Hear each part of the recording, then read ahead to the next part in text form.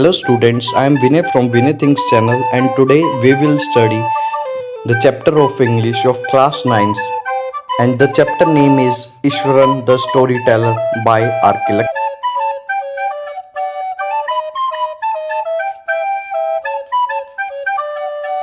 So it is written by R.K. Lakshman. R.K. Lakshman is a famous cartoonist and a storyteller as well. और इन्होंने अपने Malgudi days देखा हो तो DD national पे उनके भी कार्टून्स वगैरह इन्होंने ही बनाए थे और बहुत सारे न्यूज़पेपर के भी। तो ये स्टोरी है ईश्वरन ईश्वरन के बारे में, द स्टोरी टेलर। टाइटल ही बता रहा है कि ईश्वरन एक कोई आदमी था जो कि स्टोरी टेलर था, इसका मतलब कहानियां सुनाता था बहुत अच्छी अच्छी। तो ईश्वरन के अराउंड ये सारी स्टोरी हमारी रिवॉल्व होने वाली है। तो ये बहुत अच्छी अच्छी स्टोरी सुनाता था। ये आपके चैप्टर का इंट्रोडक्शन है।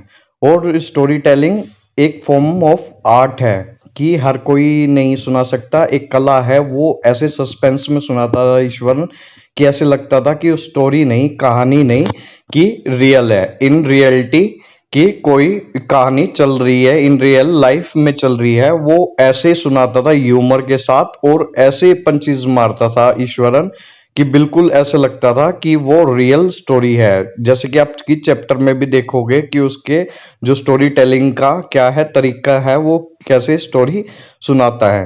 तो let's start. The story was narrated to Ganesh by a young Mahendra by name. तो अब he was a junior supervisor in a firm which offered on hire supervisor at various types of construction sites, factories, bridges, dams and so on। तो ये story है किसके बारे में? ईश्वरन के बारे में है स्टोरी। और ये नरेट किसको की जा रही है? गणेश को सुनाई जा रही है। और बाय ए यंग मैन, और किसके द्वारा सुनाई जा रही है? महेंद्र के द्वारा सुनाई जा रही है। ये महेंद्र सुना रहे हैं गणेश को स्टोरी सुना रहे हैं। कहानी किसके बारे में? ईश्वरन के बारे में ये स्टोरी सुना रहे हैं। वो क्या थे? वो जूनियर सुपरवाइजर थे। सुपरवाइजर होता है जो किसी के काम धाम को देखता है। तो वो एक फर्म में जूनियर सुपरवाइजर से, जिस फर्म का क्या काम था, वो हायर करती थी सुपरवाइजर्स को डिफरेंट कंस्ट्रक्शन साइट्स के लिए, जैसे कि फैक्ट्रीज के लिए, ब्रिजेस, डैम्स और बहुत सारी चीजों के लिए वो सुपरवाइजर्स को क्या करती थी? जॉब पे रखती थी, जिससे सुपरवाइजर सुपरवाइज कर सके। सुपरवाइजर होता है कि वो काम को देख रेख करे, काम की देख रेख करे और बंदों पे नजर भी रखे और काम पे भी नजर रखे कि सही तरह से हो रहा है या नहीं हो रहा है। तो कभी फैक्ट्रीज में लगा देते थे उसे, कभी ब्रिजेस पे लगा देते थे, कभी डैम्स पे लगा देते थे। इसका मतलब अलग अलग जगह उसकी शिफ्टिंग होती रहती थी महेंद्र की। ये महेंद्र के बारे में, महेंद्र जूनियर सुपरवाइजर था जो कि गणेश को कहानी सुना रहा है, स्टोरी सुना रहा है। तो उसकी अलग अलग जगह शिफ्ट होती रहती थी job. Mahinder's job was to keep an eye on the activities at the work site। अब उसका काम क्या था महेंद्र का? वो क्या नजर रखता था सारी एक्टिविटीज पे, जो भी काम होते थे वर्क साइट पे, इसमें जो भी काम होते थे उन पे नजर रखता था। जितने भी वर्क साइट पे, जैसे अलग अलग वर्क साइट पे वो काम करता था। कभी ब्रिज कंस्ट्रक्शन पे काम करता था, कभी कोल माइन में काम करता था, कभी अलग अलग जगह काम करता था वो। He had to keep moving from one place to place every now and then as order to his head office from a coal mining area to a railway bridge construction site, from there a few months to a chemical plant which was coming up somewhere. अब जैसे कि आप देख रहे हो, कभी वो coal mine में काम करता था, कभी उसके हेडक्वार्टर से आ जाता था कि तुम्हें ब्रिज पे जाना है, ब्रिज कंस्ट्रक्शन पे जाना है।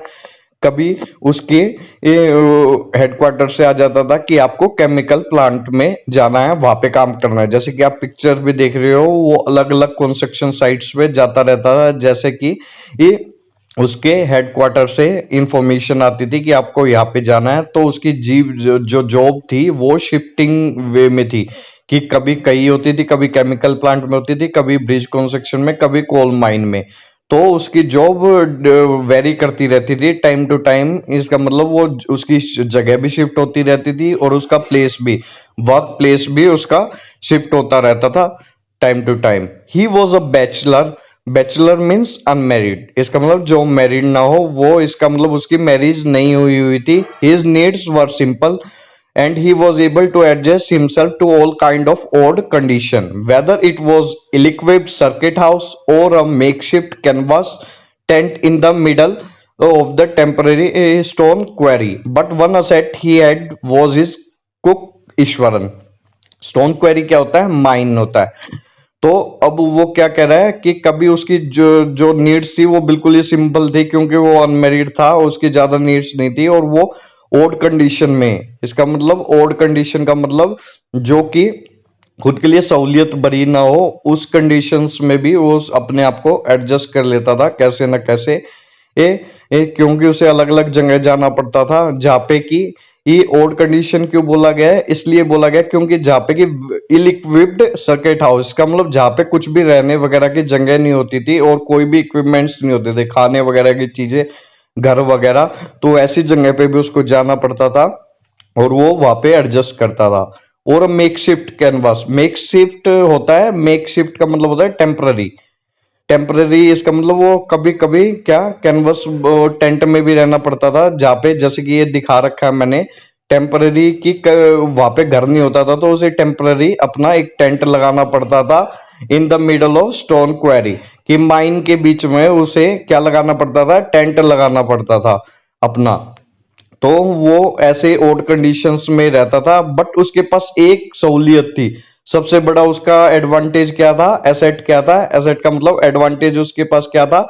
जो कि उसका कुक था ईश्वरन, जो कि उसका कुक था ईश्वरन। और ये इसी के अराउंड हमारी स्टोरी वो होने वाली है, क्या रिवॉल्व होने वाली है तो उसके कुक के अराउंड। तो उसके पास सबसे बड़ी एडवांटेज थी उसका कुक की, वो जहां भी वो जाता था ओल्ड कंडीशंस में, उसका कुक था जिसका नाम था ईश्वरन, वो हमेशा उसके साथ रहता था और उसकी हेल्प करता था अलग अलग चीजों में। The cook was quite attached to Mahinder and followed him uncomplainingly wherever he was posted. जो कुक था वो महेंद्र से बहुत अटैच्ड हो गया था, इसका मतलब लगाव हो गया था महेंद्र से, और वो उसको जिस जगह वो जाता था, उसकी पोस्टिंग होती थी महेंद्र की, वही वो ईश्वरन भी जाता था और कोई कंप्लेन नहीं होती थी उसके साथ, उसके महेंद्र के साथ जाने में। और उसको क्या सेल्फलेसली वो सर्विस करता था। He cooked for Mahendra, washed his cloth and chatted away with his master at night. वो क्या करता था? उसके लिए खाना बनाता था, उसके कपड़े धोता था, और रात को उसके साथ अपने मास्टर के साथ, मास्टर का मतलब यहाँ पे है वो महेंद्र, उसके साथ बातें भी करता था। He could weave out endless story and antidotes on varied subjects. अब वो एंटीडोट्स क्या होती है? स्टोर एंड अम्यूजिंग और इंटरेस्टिंग स्टोरी की छोटी, बहुत ही वो अच्छी स्टोरी और अम्यूजिंग स्टोरी, रियल इंसिडेंट्स पे वो सुनाता था उसे, बहुत सारी स्टोरी सुनाता था ईश्वरन, जो कि उसकी कभी खत्म नहीं होती थी, हर रोज नई स्टोरीज सुनाता था वो अलग अलग, और शॉर्ट स्टोरीज भी सुनाता था वो। Eswaran also had an amazing capacity to produce vegetable and cooking ingredients seemingly out of nowhere in the middle of desolate landscape with no shops visible for miles around.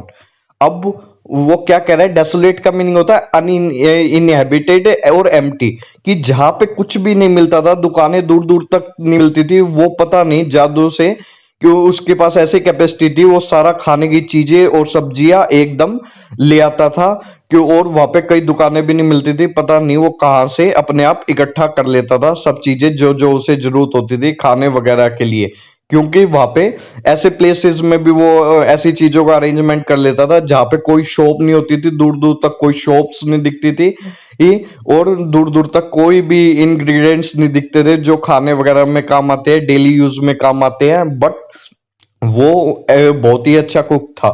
He would miraculously conjure up the most delicate dishes made with fresh vegetable within an hour of arriving at the Jing sheet shelter at the new workhouse. अब वो क्या कह रहा है?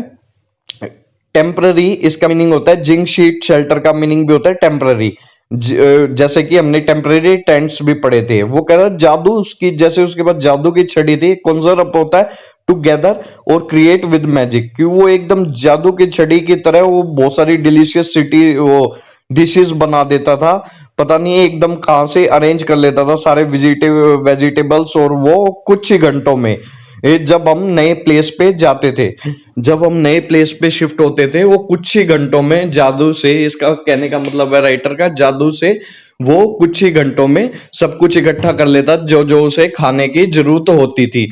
जैसे कि कोई जादूगर करता है, एट इंस्टेंट चीजें उत्पन्न कर लेता है, वैसे ही उसके साथ था। Mahinder would be up early in the morning and leave for work after breakfast, carrying some prepared food with him. Meanwhile, Ishwaran would tidy up the shed, wash the clothes, have a leisurely bath, pouring several buckets of water over his head, muttering a prayer for all the while. Muttering, speaking in a low voice, थोड़ी सी मंदी आवाज में बोलना। महेंद्र सुबह सुबह उठता था, खाना खाता था और जो कुछ खाना अपने साथ भी ले जाता था। फिर उसके बाद क्या करता था, ईश्वरन सारी शेड को, जो टेंट था उसको क्लियर करता था, क्लीन करता था और उसके कपड़े धोता था और एक आराम से बात लेता था, नहाता था और अपने सिर के ऊपर बहुत सारी बोतल बकेट्स डालता रहता था। इसका मतलब पानी की भरी बकेट्स डालता रहता था और कुछ कुछ बोलता रहता था। क्या बोलता रहता था? कुछ प्रेयर, प्रार्थना टाइप बोलता रहता था। It would be lunchtime by then. After eating, he would read for a while before dozing off. Dozing off मतलब falling asleep, कि जब तक लंच टाइम हो जाता था, जब तक वो ये सारे काम करता था, फिर खाने के बाद वो थोड़ी देर के लिए पढ़ता था। सोने से पहले वो कुछ स्टोरीज पढ़ता था। The book was usually some popular Tamil thriller running to 100 of pages. It is imaginative description and narrative flourish would hold Ishwaran in thrall. Flourish का मतलब क्या होता है? डिटेल डिस्क्रिप्शन, की बहुत ही अच्छे से डिटेल में डिस्क्राइब करना किसी भी चीज को। और थ्रेल मीनिंग होता है in thrall the state of being in someone's power, कि किसी को अपने इच्छा अनुसार चलाना, इसका मतलब वशीभूत कर लेना। अब वो उसकी बुक पढ़ता था, तमिल थ्रिलर की बुक पढ़ता था, वो स्टोरीज की, ये जो कि बहुत ही लंबी लंबी होती थी, 100 पेजेस की होती थी, और जो उसकी इमेजिनेटिव डिस्क्रिप्शंस होती थी और नरेटिव फ्लोरिशेस होती थी। वैसे ही ईश्वरन में भी पावर आ गई थी, वो पढ़ पढ़ के, कि वो ऐसी स्टोरी सुना सके और दूसरे को बिल्कुल अपने वश में कर ले, स्टोरी सुना के, कि उसकी वो बहुत ही प्रशंसा करे लोग कि तुम कितनी अच्छी स्टोरी सुना रहे हो, और उसकी स्टोरीज में खो जाए। तो अब उसमें भी ऐसी क्या पावर आ गई थी कि वो दूसरों को कहानी सुनाए और दूसरे उससे प्रभावित होए। His own description were greatly influenced by the Tamil author that he read. अब वो क्या कह रहा है, जो उसकी डिस्क्रिप्शन दी, जैसे वो स्टोरी सुनाता था, वो ज्यादातर प्रभावित होती थी जो कि उसने तमिल स्टोरीज पढ़ता था, वो हमेशा तमिल ऑथर के द्वारा। तो वो भी ऐसे ही नरेट करने लगा स्टोरी को बहुत ही डिटेल्ड डिस्क्रिप्शन में। When he was narrating even the smallest of the incidents, he would try to work in suspense and a surprise ending into the account. अब वो क्या कह रहा है, वो भी ऐसे ही नरेट करता था सारी छोटी छोटे इंसिडेंट, जैसे कि बहुत ही सस्पेंस क्रिएट करता था वो छोटी सी बात बताने के लिए भी, और आखिर में वो हैरान छोड़ देता था सुनने वाले को, जो श्रवण करता था उसको हैरान छोड़ देता था। जैसे कि एक एग्जांपल देके बताया हुआ है, instead of saying that he had come across N uprooted tree on the highway, he would say। अब वो क्या, एक अगर बात बतानी हो कि उसने हाईवे पे वो जा रहा था और उसने एक टूटा हुआ ट्री देखा, अपरूटेड का मतलब टूटा हुआ ट्री देखा, वो कैसे बताएगा?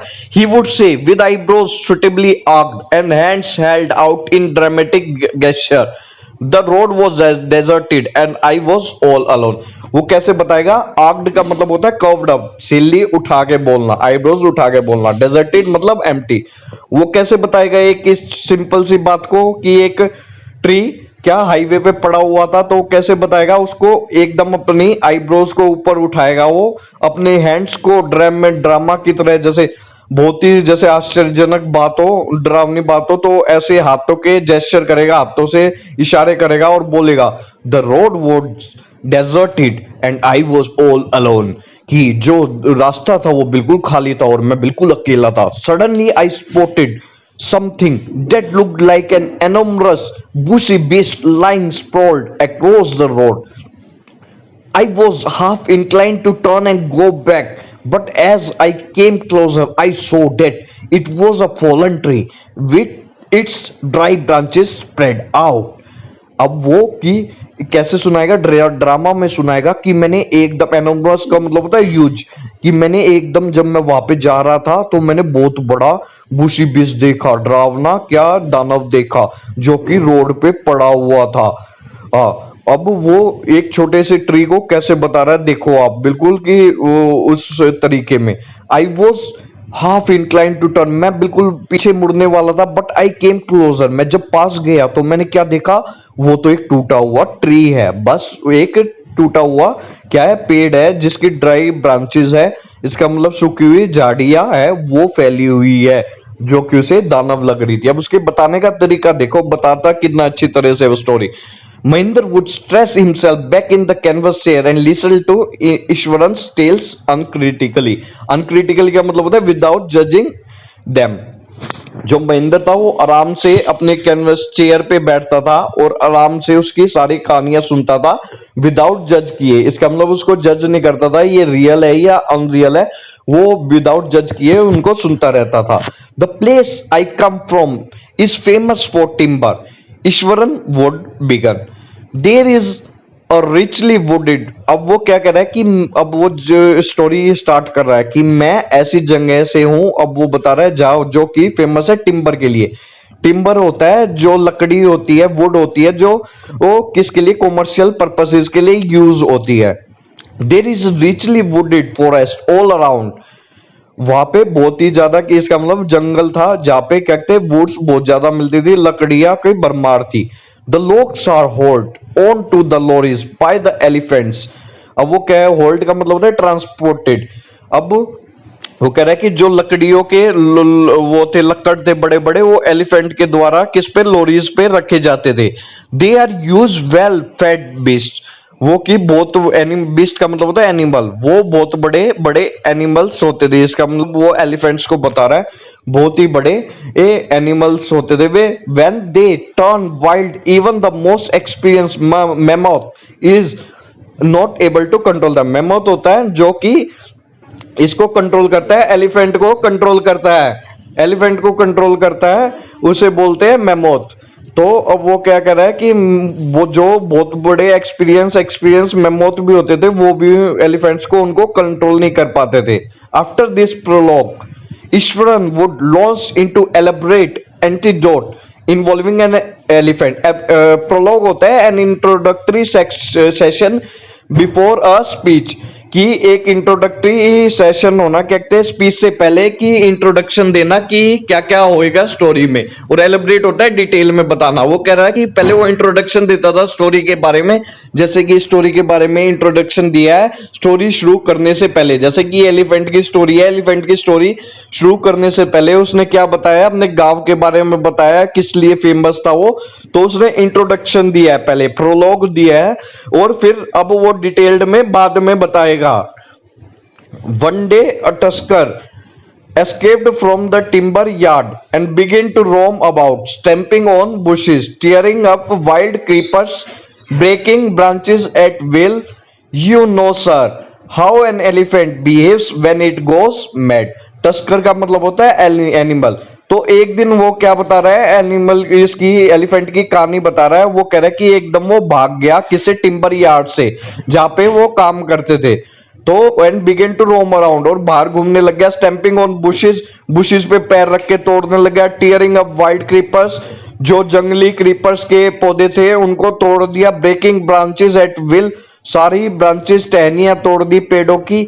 यू नो सर, अब वो क्या बता रहा है कि आपको पता है सर कि एक एलिफेंट जो हाथी होता है वो अगर पागल हो जाए तो कैसा होता है।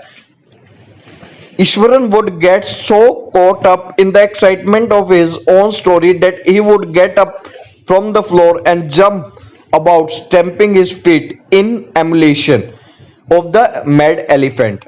अब वो क्या कह रहा है, एमुलेशन क्या होता है, एफर्ट टू मैच और सरपास और पर्सन और अचीवमेंट टिपिकली बाय इमिटेशन। इसका मतलब होता है नकल उतारना, और नकल उतारते हुए इतना डूब जाना उसमें कि उसे रियलिटी भूल जाए वो बंदा।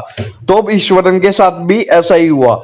ईश्वरन स्टोरी बताते बताते क्या हुआ, ईश्वरन स्टोरी बताते बताते वो ये भूल गया कि वो कहाँ पे खड़ा है, वो इतना स्टोरी में घुस गया कि उसने एकदम वो फ्लोर पे कूदा और वो भी अपने पैर ऐसे ही मारने लग गया जैसे कि हाथी मारता जैसे कि वो बता रहा था कि हाथी सब कुछ तोड़ रहा था। The elephant rigid outskirt of the our town, breaking the fences down like matchsticks.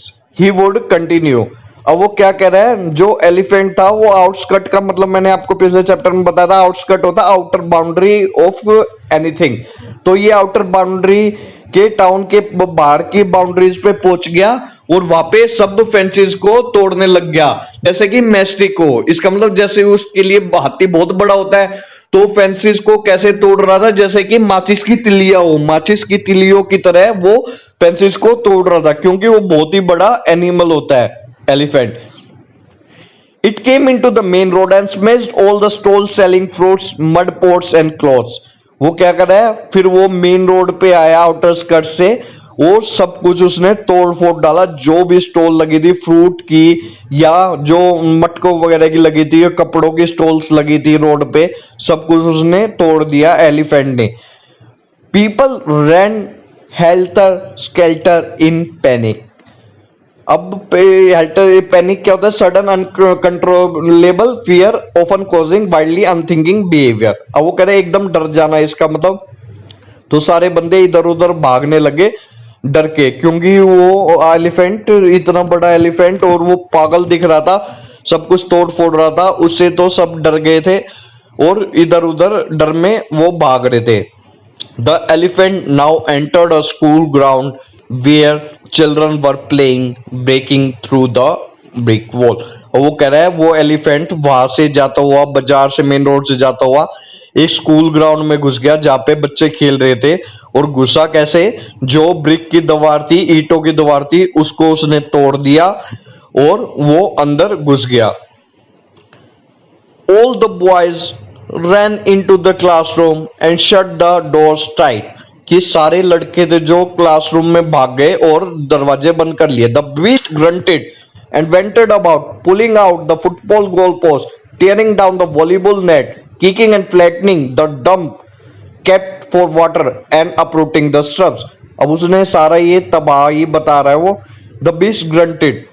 अब grunted का मतलब होता है शोर मचाना, इसका मतलब साउंड्स निकालना। वो लाउड साउंड्स निकाल रहा था और वहां पे घूमने लग गया। फुटबॉल जो गोल पोस्ट था उसने उखाड़ दिया, tearing down the volleyball net भी उसने उखाड़ दिया, kicking and flattening the drum kept for water, जो ड्रम वहां पे पानी के लिए रखा था उसको पैर से मारा और उसको दबा दिया। और सारे जो पौधे थे वहां पे वो उखाड़ दिए अपने सूंड से। Meanwhile, all the teachers had climbed up to the terrace of the story building. From there, they helplessly watched the depredation of the elephant. Depredation है attack which are made to destroy something, कि कुछ चीज खराब करने के लिए कोई attack करना। अब सारे टीचर टेरिस पे भाग गए, छत पे भाग गए और वहां से देख रहे थे वो हेल्पलेसली, क्योंकि कुछ वो कर नहीं सकते थे।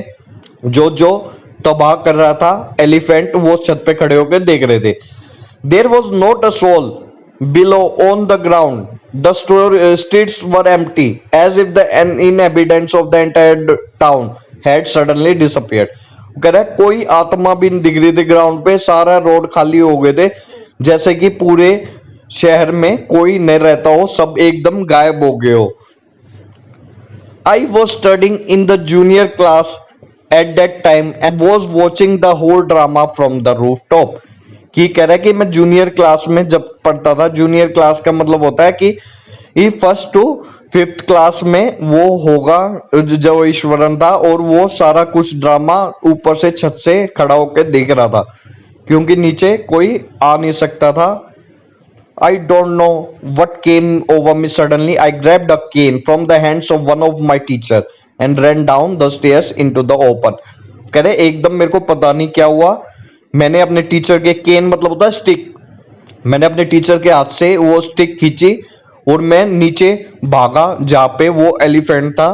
अब वो बताना चाह रहा है, अब ये सस्पेंस आ गया स्टोरी में कि एकदम मेरे को पता नहीं क्या हुआ, मैं नीचे भागा स्टिक लेके।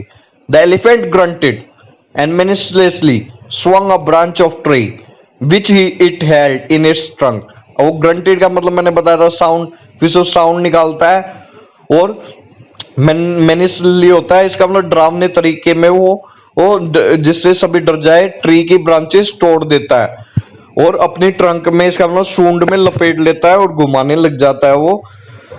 इसका मतलब ये बहुत ही डरावना सीन है उसके लिए, ईश्वरन के लिए। छोटा सा बच्चा है वो। It's tempted its feet kicking up lot of mud and dust. उसने अपने पैर मारे और बहुत सारी धूल उड़ाई।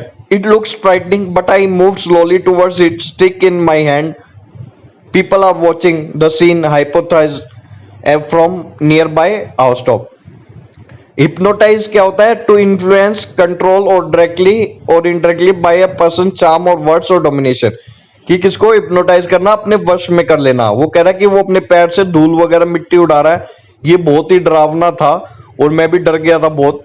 बट आई मूव स्लोली, फिर भी मैंने क्या किया, मैं उसकी तरफ चला। जो स्टिक थी वो लेके आया था, केन स्टिक, वो उसके हाथ में थी।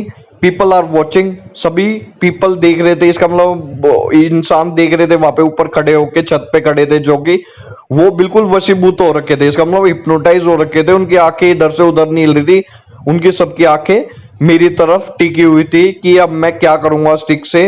और ये जो डरावना मैड एलिफेंट है ये तो अपनी हरकतों से रुक नहीं रहा, ये कभी बच्चे को हार्म ना पहुंचा दे। तो सभी खड़े होके हैरानी से मेरे को देख रहे थे। The elephant looked at me red eyed, ready to rush towards me. Red eyed का मतलब होता है एंगर भरी, गुस्से में।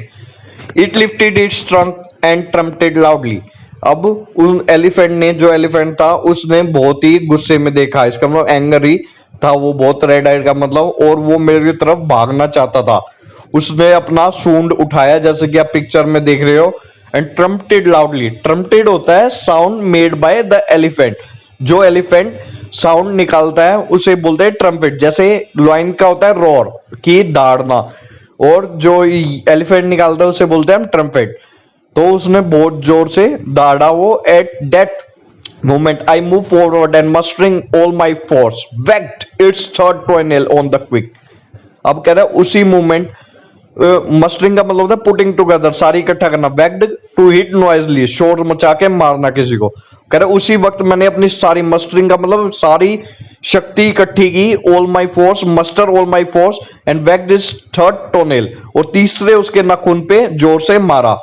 The beast looked stunned for a moment, then it shivered from head to foot and collapse. Collapse का मतलब होता है गिरना। तो अब वो जो था क्रिएचर था, वो कह रहे जो दानव था, इसका मतलब एलिफेंट को दानव कह रहे हैं, एकदम हैरान हो गया और पूरा कपकपाया वो ऊपर से नीचे तक और एकदम नीचे गिर गया। अब वो उसकी स्टोरी टेलिंग का तरीका देखो कि उसने कितना इंटरेस्ट बना लिया और कितनी अच्छी तरीके से वो स्टोरी टेल कर रहा है Eswaran. At this point the Eswaran would leave the story unfinished and get up mumbling, I will be back after lighting the gas and warming up the dinner. इसी पॉइंट पे आगे सस्पेंस आ गया। अब सबका इंटरेस्ट बना हुआ था स्टोरी में, उसका अभी इंटरेस्ट बना हुआ था महेंद्र का, तो एकदम छोड़ता है वो स्टोरी को यहीं पे और कुछ फुसफुसाता है, बोलता है कि मैं अभी आया गैस को जला के और डिनर को गर्म करके। Mahendra who had been completely listening with rapt attention, क्या होता है? कंप्लीटली फैसिनेटेड और absorbed by what one is seeing और हीइंग, कि बिल्कुल डूब जाना, कोई चीज बता रहा हो तो महेंद्र क्या हो रहा था, वो सुन रहा था और वो बिल्कुल डूब चुका था किसमें? स्टोरी में। वुड बी लेफ्ट हैंगिंग, और वो इसमें ही सोचता रह गया अब क्या होगा। When he returned Iswaran would not pick up the thread of the story right away. Thread का मतलब होता है would not restart the story from where he left in order to make a curiosity, कि वहां से स्टार्ट ना करना जहां पे उसने छोड़ी थी, कि क्यूरियोसिटी बढ़ाने के लिए, इच्छुकता बढ़ाने के लिए, जिज्ञासा बढ़ाने के लिए जो लिस्टनर था उसकी। तो वो वहां से स्टार्ट नहीं करता था, जब वहां पे वापस आता था स्टोरी जहां पे उसने छोड़ी थी तो एकदम स्टार्ट नहीं करता था। जो लिसनर था उसकी जिज्ञासा देखता था वो, कि अपने आप पूछेगा। Mahendra would have to remind him that the conclusion was pending. अब वो क्या कह रहे हैं, ईश्वरन स्टोरी नहीं बताता था आगे क्या होगा, तो महेंद्र को उसको याद दिलाना पड़ता था कि स्टोरी कंप्लीट नहीं हुई है। वेल वेटरनरी डॉक्टर वो summon to revive the animal, Eswaran would shrug casually. Summon का मतलब होता है बुलाना किसी को, रिवाइव का मतलब होता है किसी को जान वापस ले आना, श्रग का मतलब होता है to raise one shoulder slightly and momentarily to express doubt और इग्नोरेंस और इंडिफरेंस। कि श्रग का मतलब होता है अपने कंधे हिलाना और दिखाना कि कोई बहुत बड़ी बात नहीं हुई है, बस इतना ही था, छोटी सी बात थी। तो महेंद्र आता तो वो बताता कि उसकी स्टोरी कम थी, तो वो फिर से स्टार्ट होता है। ईश्वरन बोलता है, क्या बोलता है, वेल वेटेनरी डॉक्टर, एक जानवरों का डॉक्टर बुलाया जाता है किसको, जीवाने के लिए, रिवाइव का मतलब जीना, वापस में होश, एलिफेंट को होश लाने के लिए। और ईश्वरन वुड स्ट्रग, और श्रग इसका मतलब उसने इसको ज्यादा इंपॉर्टेंस नहीं दी, कैजुअली बोला। 2 days later it was led by away its may out to the jungle. Well, how did you manage to do it, Eswaran? How did you bring down the beast? और वो कह रहा है 2 दिन बाद उसे जो मेमोथ था, मेमोथ का मतलब होता है कि जो ही वो इसको कंट्रोल करता है एलिफेंट को, वो उसे जंगल में ले जाता है। पर वो पूछता है महेंद्र कि तू ईश्वरन कि इस बिस्ट को कैसे कंट्रोल किया, मुझे भी बताओ। It has something to do with the Japanese art, I think sir, karate और jujitsu it is called. I had read about it somewhere. It temporarily paralyzes the nervous system, you see. अब वो कह रहा है कि ये एक तरह से मैंने किस तरह से किया, जापानीज आर्ट आता था मेरे को, इसका मतलब कराटे या जुजुत्सु कह सकते हो आप उसको। ये कराटे है, ये जुजुत्सु है। तो इन मेरे को ये आते थे, तो इन्हीं से मैंने उस एनिमल को कंट्रोल किया, और मैंने इन चीजों के बारे में कई पढ़ा था। और वो क्या करती है, ये चीजें क्या करती है कराटे और जुस्टू, वो टेम्परली पैरालाइज कर देती है नर्वस सिस्टम को, किसी भी आदमी और या इंसान के नर्वस सिस्टम को वो पैरालाइज कर देती है, जैसे कि आप देख रहे हो, जैसे कि मैंने एलिफेंट को कर दिया था। Not a day pass without Iswaran recounting some story packed with adventure, horror और सस्पेंस। कि एक दिन भी नहीं जाता था जिस दिन ईश्वरन कोई नई स्टोरी न सुनाए। उसके पास बहुत सारी स्टोरी की भरमार थी, जो एडवेंचर से भरी हुई, हॉरर से, डर से भरी हुई और सस्पेंस से भरी हुई। Whether the story was credible or not, Mahinder enjoyed listening to it because of the inimitable way in which it was told. Inimitable मतलब unique.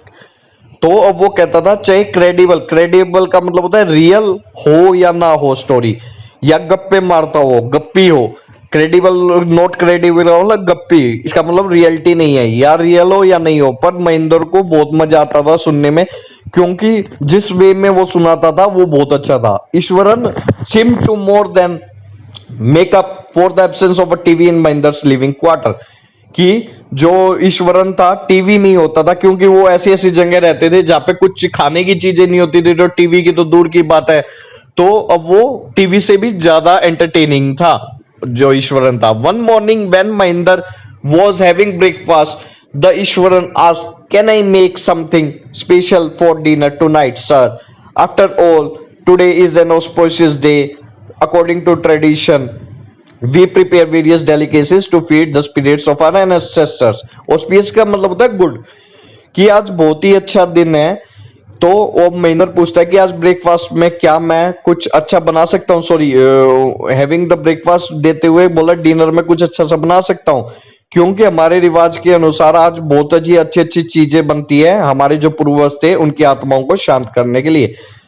That night, Mahinder enjoyed the most delicious dinner and complicated in Ishwaran on his culinary.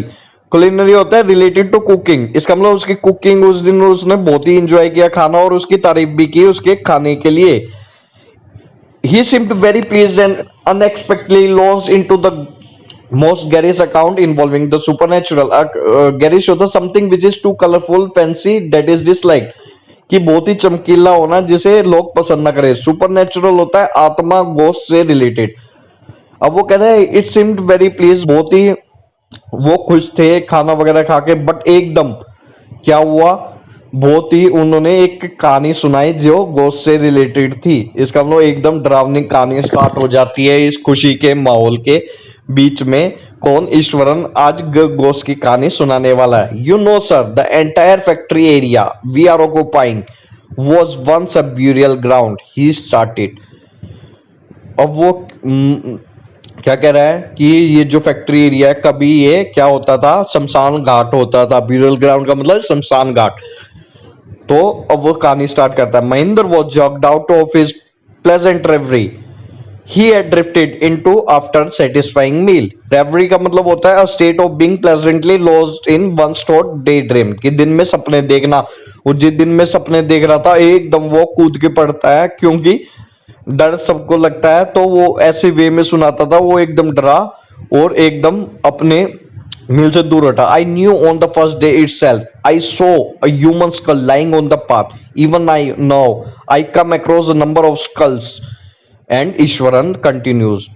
अब वो कह रहा है कि मैं जब भी जाता था तो मुझे कुछ खोपड़ी के वो पड़े मिलते थे, जैसे कि आप यहाँ पे देख रहे हो खोपड़ी पड़ी हुई दिख रही है, तो वो कह रहा है कि खोपड़ी के पड़े हुए खोपड़ी पड़ी हुई मिलती थी और मेरे को लगता है यहाँ पे कोई भूत है, और मेरे को बहुत सारी खोपड़ियां मिली है आते जाते हुए। तो एक यहाँ पे ये जो फैक्ट्रीज बनी हुई है शमशान घाट पे बनी हुई है।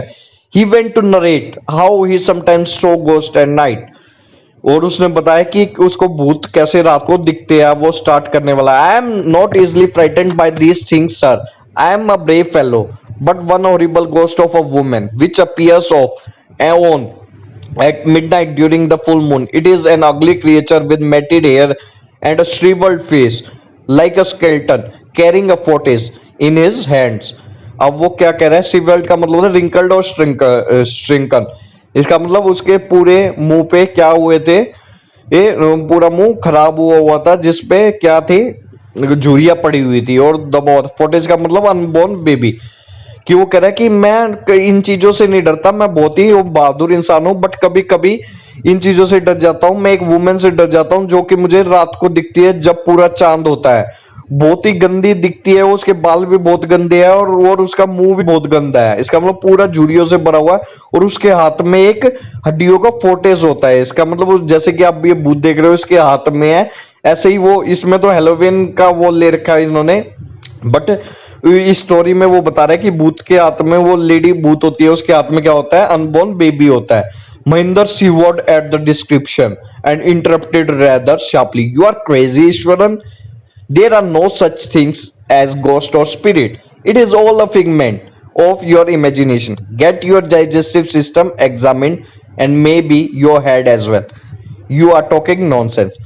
फिगमेंट का मतलब होता है प्रोडक्शन, कुछ चीज प्रोड्यूस करना। अब वो एकदम कांपता है, जो सुनता है डर जाता है एकदम, जो महेंद्र होता है, और बोलता है तुम पागल हो क्या, क्या बातें कर रहे हो, कोई भूत वगैरह नहीं होता है, ये सारी तुम्हारी इमेजिनेशन है, ये तुम्हारी सारी सोच है। अब द डाइजेस्टिव सिस्टम चेक कराओ। डाइजेस्टिव सिस्टम में इसका मतलब जब कॉन्स्टिपेशन वगैरह होता है तो ऐसे डरावने ख्याल आते हैं, तो इसलिए वो कह रहा है कि अपना डाइजेस्टिव सिस्टम चेक करवाओ और अपना सर भी चेक करवाओ, कि जो ऐसे बेकार बेकार ख्याल आपको आ रहे हैं जो कि पागलों जैसे है।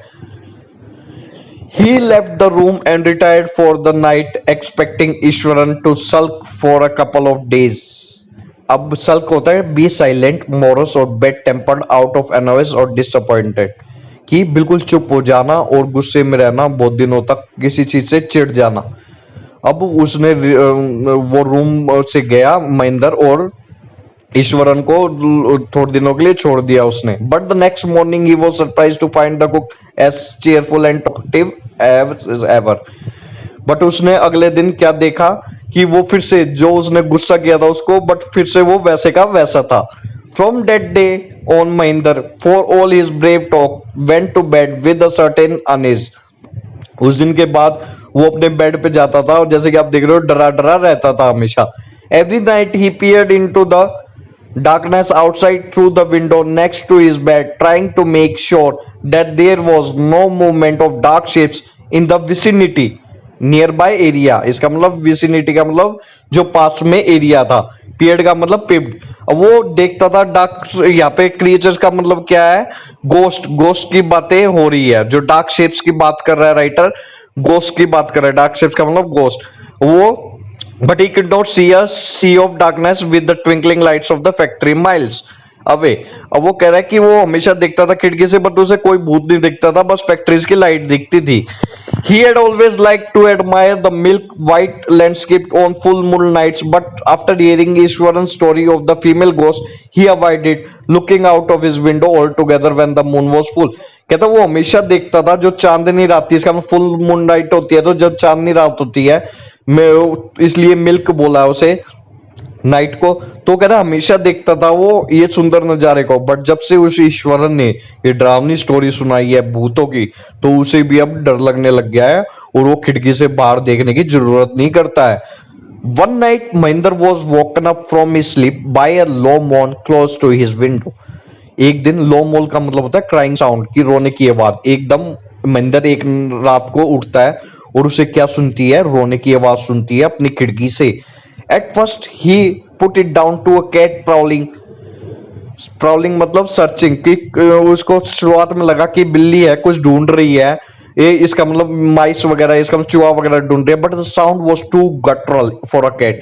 गटरल साउंड होता है प्रोड्यूस इन अ थ्रोट और हाउस साउंड, कि बहुत जोर जोर से आवाज निकाला, बट उसे बाद में फील होता है जब वो आवाज तेज होने लगती है कि ये बिल्ली की आवाज तो नहीं हो सकती, तो किसकी आवाज है। He registered the curiosity to look out lest he should behold a sight which would stop his heart. Behold का मतलब होता है सी, कि उसने क्यूरियोसिटी भरे जिज्ञासा भरी आंखों से देखा कि मैं बाहर देखूं तो कि क्या है। जब उसकी नर्वसनेस जिससे खत्म हो, जब तक वो देखेगी ना उसको डर लगता रहेगा, तो उसने क्या अपनी शक्ति इकट्ठी करके देखा। But the wailing become louder and less feline. Wailing का मतलब क्राइंग साउंड, और फेलाइन का मतलब रिलेटिंग टू कैट्स और other members of cat family, की बिल्ली के फैमिली से कोई साउंड निकाल रहा हो। बट उसने जब देखा तो उसको क्या जो क्राइंग साउंड थी, रोने की आवाज थी, और जोर से होने लगी। और लेस फेलाइन इसका मतलब बिल्ली से अब मिलती जुलती नहीं थी, अब ये और ही क्रिएचर की आवाज आ रही थी। It would not resist the temptation anymore. Lowering himself to the level of the windowsill, he looked out at the white sheet of the moonlight outside. There, not too far away, was a dark, cloudy form clutching a bundle. Mahinder broke into cold sweat and fell back on the pillow, panting. Panting मतलब breathing heavily, जोर जोर से सांस लेना, जैसे डर के लेता है बंदा। और वो कह रहा है अपनी वो इच्छा को दबा नहीं पाया एकदम उसने, जैसे कि ये देखो, देख रहे हो आप विंडो की सिल में, इसका मतलब विंडो जो होती है नीचे होता है, ऐसे उसने देखा जैसे कि आप पिक्चर में देख रहे हो। ऐसे उसने अपना मुंह उठा के देखा, आंखें आंखें बाहर निकाल के कि क्या है। और दूर उसको क्या दिखा, एक क्लाउडी फॉर्म दिखी, दूर एक क्रिएचर दिखा जिसके हाथ में एक बंडल सा था। महेंद्र एकदम जोर से उसके स्वेट आई, इसका मतलब पसीना पसीना हो गया, और एकदम अपने तकिए पे वो फिर से पीछे गिरा, और बहुत ही डरा हुआ था वो। फियर, इसका मतलब पेंटिंग का मतलब फियर, वो जोर जोर से सांस लेने लग गया, पसीनम पसीना हो गया डर के मारे। As he gradually recovered from the ghastly experience, he began to reason with himself and finally concluded it must have been some sort of auto suggestion. घासली मतलब होता है कॉजिंग हॉरर और फियर, कुछ चीज डरावना। Autosuggestion subconsciousness adoption of an idea which one has originated oneself, कि अपने आप में कुछ चीज सोचना। Some trick that his subconsciousness had played on him. अब वो क्या सोच रहा था, अब वो डर भगाने के लिए बंदा क्या सोचता है, नहीं नहीं नहीं ये मेरी माइंड की इमेजिनेशन है। तो उसने भी यही सोचा कि नहीं नहीं ऐसा कुछ नहीं है जैसा कि मैं सोच रहा हूँ भूत वगैरह, ये सारी मेरे दिमाग की कल्पना है। ऑटो सजेशन का मतलब दिमाग की कल्पना है, और मेरा दिमाग मेरे साथ खेलना चाह रहा है और ये मेरे को डराना चाह रहा है, क्योंकि वो ऐसे ऐसी कहानियां सुन रहा था, डरावनी कहानियां उसने सुनाई थी। तो वो सोच रहा है कि इसलिए मैं डर रहा हूँ, क्योंकि माइंड में ये सारी मेरी चीजें ये भर चुकी है, ये स्टोरी सुनाई है, और इसलिए मैं डर रहा हूँ। By the time he had goat up in the morning, had a bath, come out to have a breakfast. The horror of the previous night had faded from his memory. Ishwaran greeted him at the door with his lunch packet and his bag. जब तक सुबह हुई उसने नहाया और उसकी breakfast किया, जो रात का डर था उसका निकल चुका था, इसका मतलब उसकी मेमोरी से डल चुका था, भूल चुका था। और जो ईश्वरन था उसने सुबह सुबह उसको गुड मॉर्निंग किया और उसको लंच पैकेट दिया और उसका बैग दिया। Just as Mahinder was stepping out, Iswaran grinned and said, Sir, remember the other day when I was telling you about the female ghost with the fortress in its arms? You were so angry with me for imagining things. Well, you saw her yourself last night. I came running hearing the sound of mourning that night from your room. Coming from your room. Green का मतलब smile broadly, जोर से smile आई वो उसके face पे ईश्वरन के, जब वो महेंद्र बाहर ही निकल रहा था और बोला कि सर याद आया अब आपको, जो उस दिन मैं आपको स्टोरी सुना रहा था एक फीमेल भूत की जो कि हाथ में फोर्टिस लिए घूमती रहती है, और आप इतना मुझ पे गुस्सा हुए थे, और आपके रूम से कल रात को भी वही आवाज आ रही थी दोबारा, और मैं भागा आया वो साउंड सुन के, और वो आपके रूम की तरफ से ही वो सारी आवाज आ रही थी, भूत की आवाज आपके रूम की तरफ से भी आ रही थी। और chill went down the Mahendra spine, एकदम chill went down the Mahendra spine का मतलब एकदम वो डर गया, बहुत जोर से डर गया। इसको बोल सकते हैं, इस सेंटेंस को यूज करते हैं चिल, जब भी आप बहुत जोर से डरते हो, chill went down my spine, अभी ऐसे बोल सकते हो। He did not wait for Iswaran to complete his sentence, he hurried away to his office, handed his paper, resolving to leave the haunted place the very next day. Resolving का मतलब decide कर लिया उसने, haunted place visited by ghost, जहां पे भूत वगैरह आते हो। उसने ईश्वरन की भी बात पूरी तरह नहीं सुनी, वो एकदम भागा अपने ऑफिस के लिए और रिजाइन दे दिया उसने अपने कंपनी से। Thanks, chapter complete.